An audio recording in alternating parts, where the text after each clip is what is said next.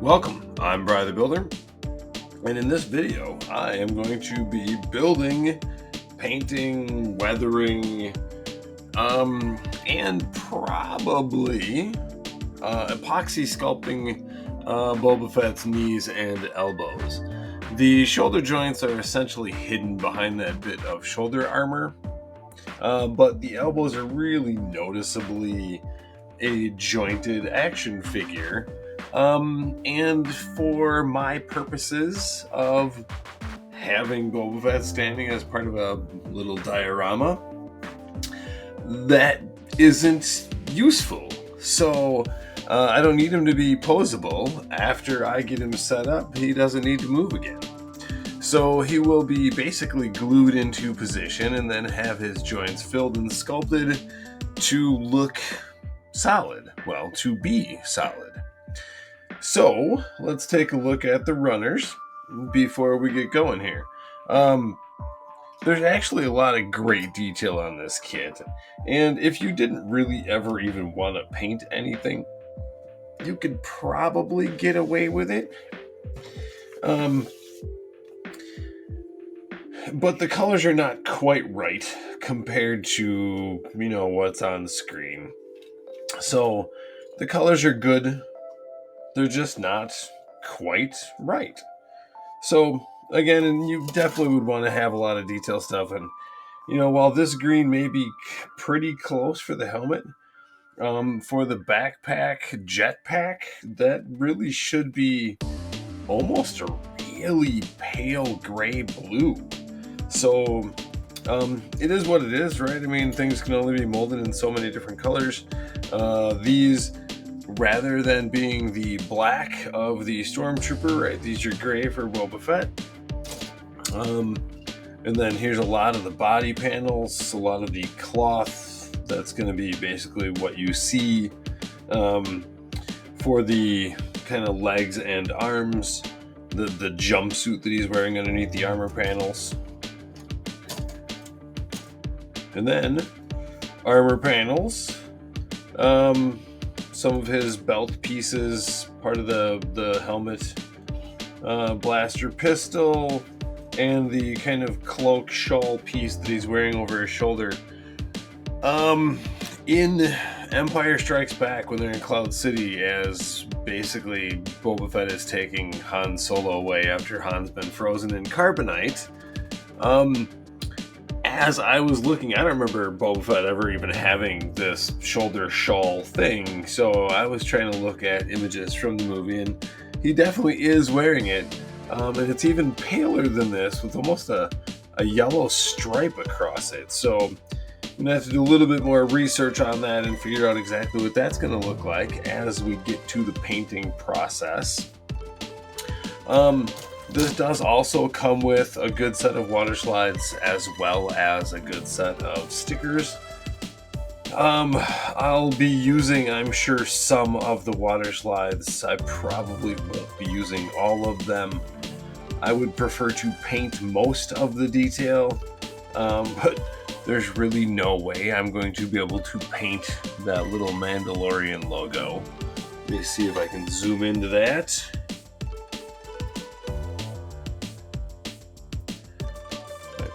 Too far. No, that's pretty good. Let's back out a little bit. Well, that's not quite enough. I did just get a new camera, so I'm getting used to some of the zoom kind of settings. But it does seem to be a really nice camera. So some of that detail's not quite in focus at that zoom level. But that's pretty good.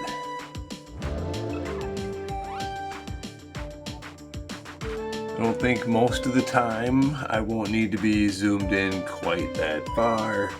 I think most of the time we'll either be right about there for close-up stuff, or right about there for most normal stuff. So it's kind of nice to not have it hanging in my face anymore. We'll see. Hopefully I don't bump into it. I'll probably still bump into it a few times. All right, so as we open these up and get going. With most of the Bandai kits, I don't know all of them. I have not built that many. They do seem to start in pretty similar ways, where you pretty much build it in sections and then assemble the sections together as you go. So, let's get going.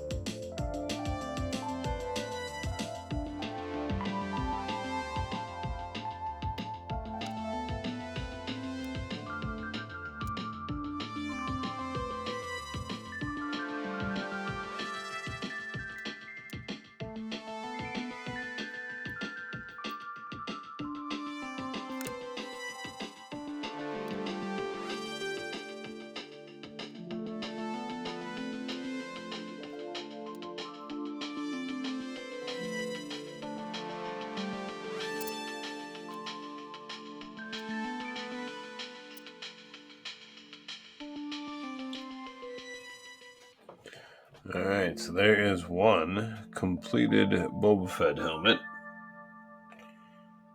referred to in the instructions as head.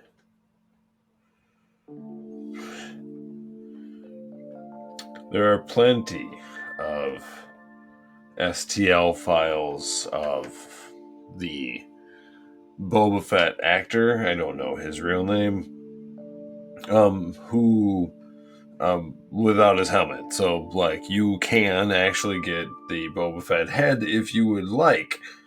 I'm gonna go with the helmet. When I grew up watching Star Wars, I guess the coolest thing about Boba Fett is that he was so mysterious. Like, he didn't talk. You never really, well, he didn't really talk much that I remember, if at all. Okay, but you didn't see him much, and he was just like, the badass. So until the Sarlacc pit, we don't talk about the Sarlacc pit. That was kind of an unfortunately uncool scene. It didn't work out so good for Boba Fett. All right, so moving on.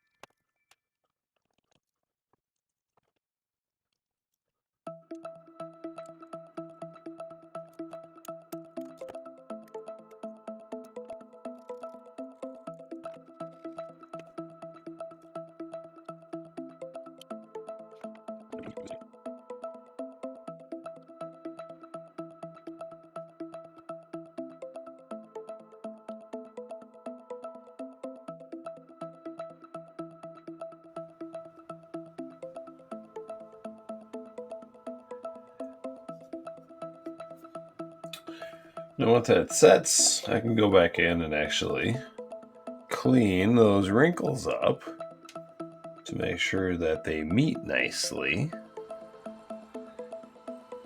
Because while a lot of this will be covered with the armor, the seams on the side will actually be visible. So those should be nice and clean.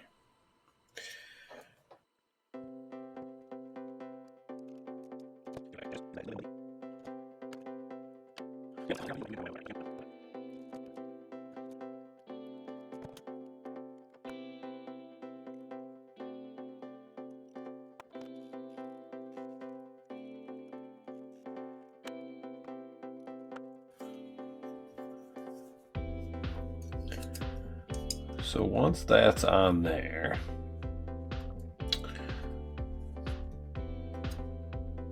alright, that's gonna look really cool. The contrast between pieces, all of this does still need to be painted, so I'm not gonna actually put that on right now. But as part of the torso body section, these armor panels are going to look really cool. There's going to be some fun little painting bits to do to actually get some of this stuff to pop out.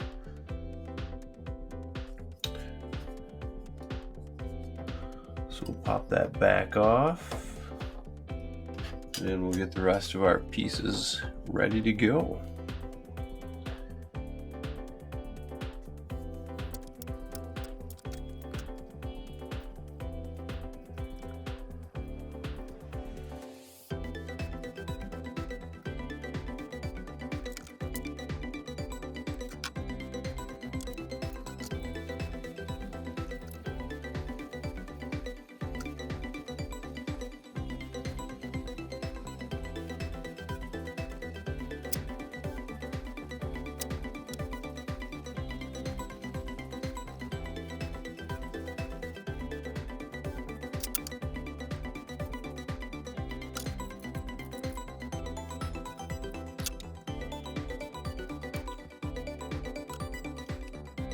Pretty close.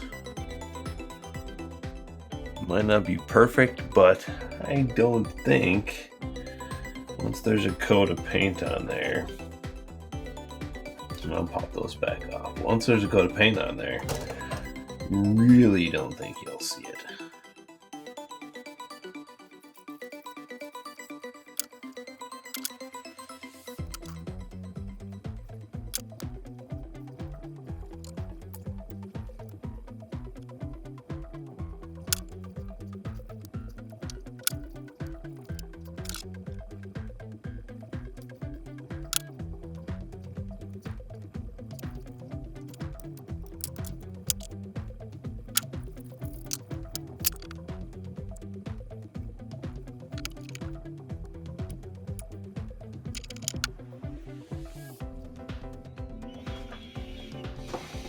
Alright, so with these basic pieces here,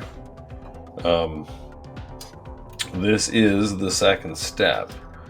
Now, I kind of want to get at least the base painting on these pieces set up before, well, yeah, I'm going to get the base painting on these done before the assembly of these parts goes together. Now, I may be able to move on to some other steps, or I may decide to move on to other steps before I do any base painting and just kind of keep my parts separate. That might be the smarter way to go rather than setting up and kind of tearing down the wet palette over and over. So that's probably what I'll do. I'll be moving on to other assembly steps. So why don't I just backtrack for a second? Why? Okay. So now that these pieces are ready to go, they're just going to get set aside. until I get the other kind of basic assemblies taken care of. And then all the base painting will be done at the same time. And then all of the little sub-assemblies will get put together. So, I guess we're moving on to the waist.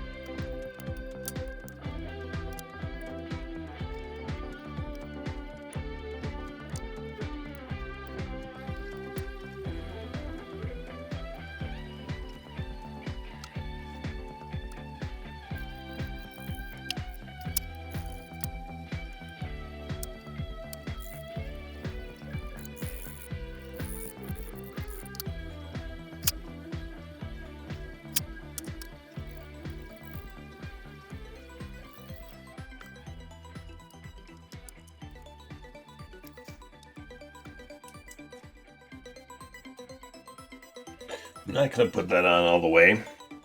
I'm taking that off for painting. But that's where that's going to go.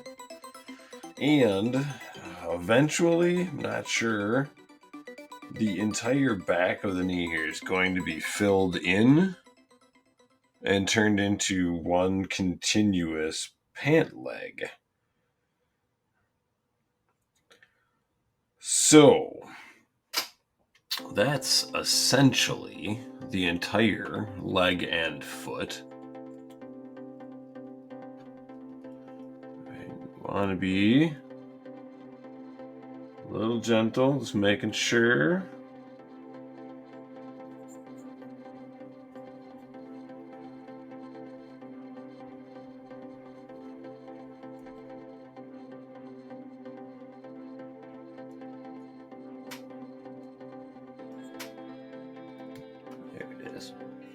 I don't want to push too hard and break anything. Not that it matters. I'm going to end up gluing it all together. But those colors are all just a little off. And it just feels like raw plastic. So even after weathering, right, that just won't be quite right. Works good for a stormtrooper, right, because they're supposed to be kind of shiny. But he should look like cloth, at least far more than that on most of these pieces. So the hip joint will go in.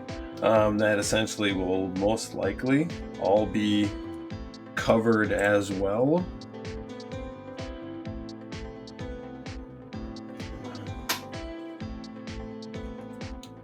I don't want to force it.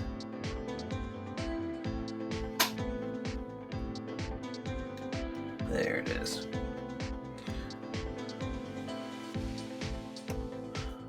Alright, now I think that's all the way in and seated.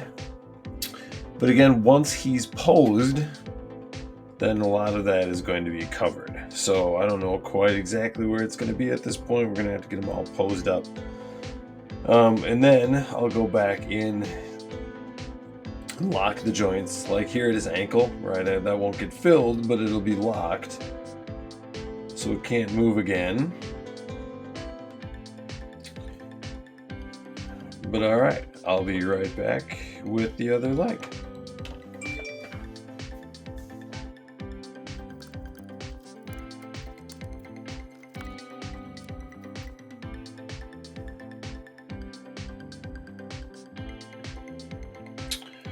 Alright, so those need just a little more sanding, but the legs pretty much ready to go.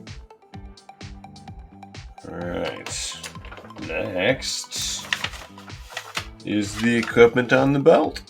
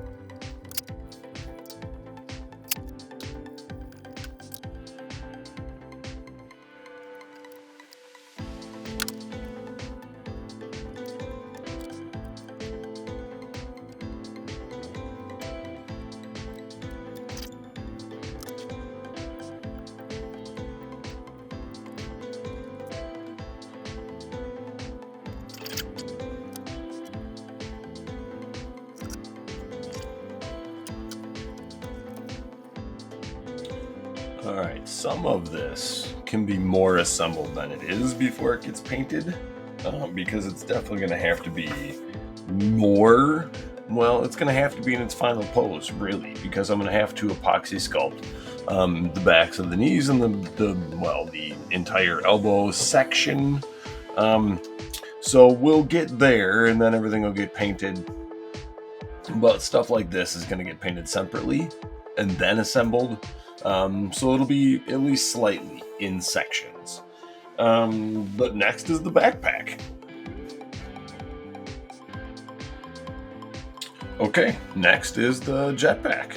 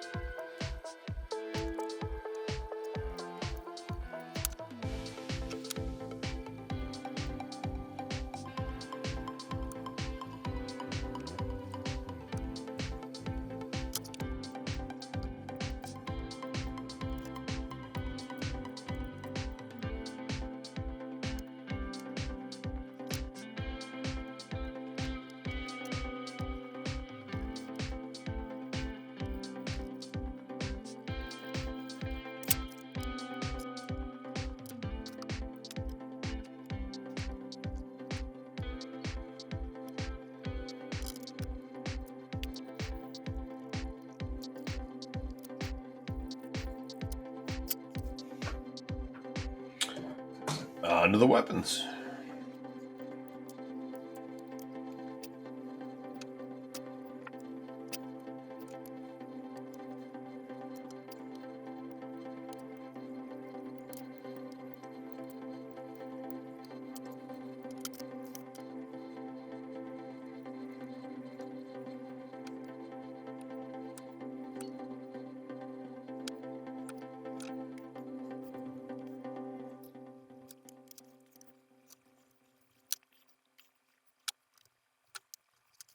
Now that all the parts are individually built, they do need to be at least minimally assembled. So I won't bother putting like belt pieces on now, but I do need to figure out his pose.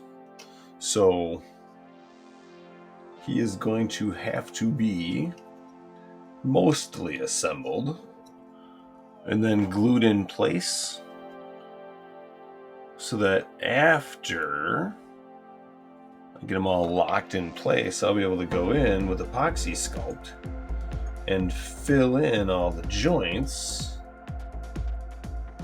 There we go. To end up having essentially a sculpture at the end of all of this.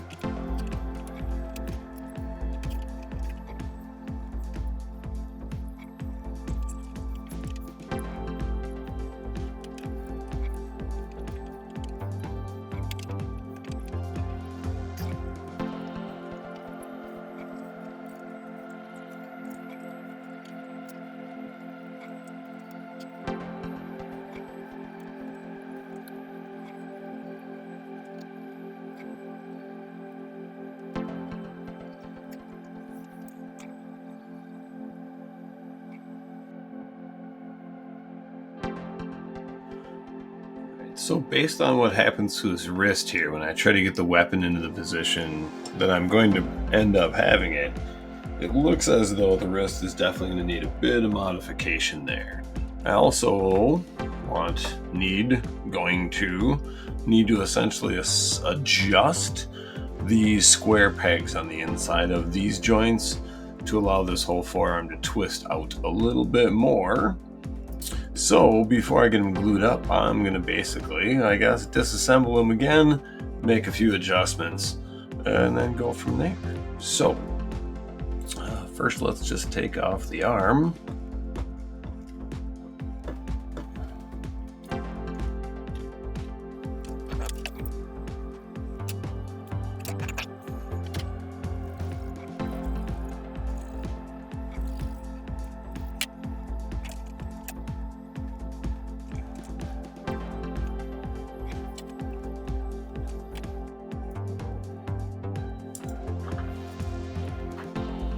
We're going to rebuild that piece. Alright, so again, that's not quite enough movement. So we'll shave that down a little more.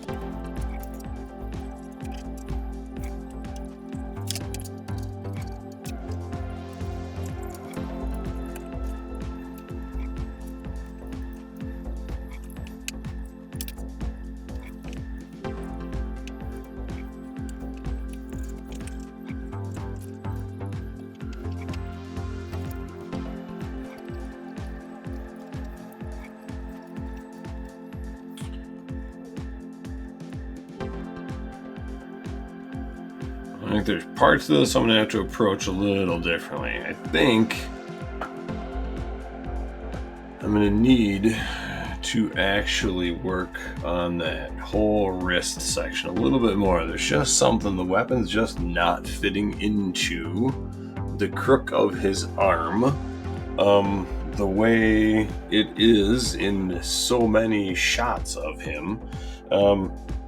So I'm going to just keep working on that, but I'm going to go off camera so I can actually try to get a little bit better angle on how I'm seeing this. So I'll be right back. So after doing a bit more research and looking at more images online of Boba Fett standing in the, I guess, carbonite freezing chamber, he doesn't really often actually get the stock of the weapon all the way up in front of his arm. And with this model kit, the stock of the weapon is a bit too long to actually do that. So I'm okay with this pose actually, because it is pretty screen accurate, not completely, but it's pretty good. And all of the joints have been super glued. There's probably some internal stuff that I'll never quite be able to get to, but I believe that once the epoxy sculpt is kind of worked into the joints, that shouldn't be an issue ever. They should be locked well enough to never matter, since it's really not going to get handled. The hands are not glued in place, so once I get epoxy sculpt into the joints, other than the wrists, just to make sure that the posture pose with the weapon stays in the right spot, because there might be some ability for the arms to move. So I just want to keep basically the weapon there until the epoxy sculpt, at least the first round of epoxy sculpt, is mashed into the joints. I don't know. I mean, at first I'm going to have to kind of get it all in and just make sure the joints are set and locked, I think, before I can do a lot of real sculpting with the epoxy sculpt and make it look like the fabric through the knees and the elbows is actually continuous. So at least that's the goal, is to make the fabric look like it's continuous, and I think it'll go pretty well. I'm only a little concerned around the knees, to make, and well, and the hips. It should all be good though, just because there's not going to be any, frame of reference to compare it to. So as long as it looks like cloth, it should be visually acceptable. All right, and these pouches are not glued on. They can be removed and will be, to make painting easier. So once the weapon's out of his hand, and the hands are out of the way, once the packs come off, hopefully again painting will be a little bit easier. Once I get all the epoxy sculpt in, he'll be primed a solid color and then painted from there. All right, so let's get to it.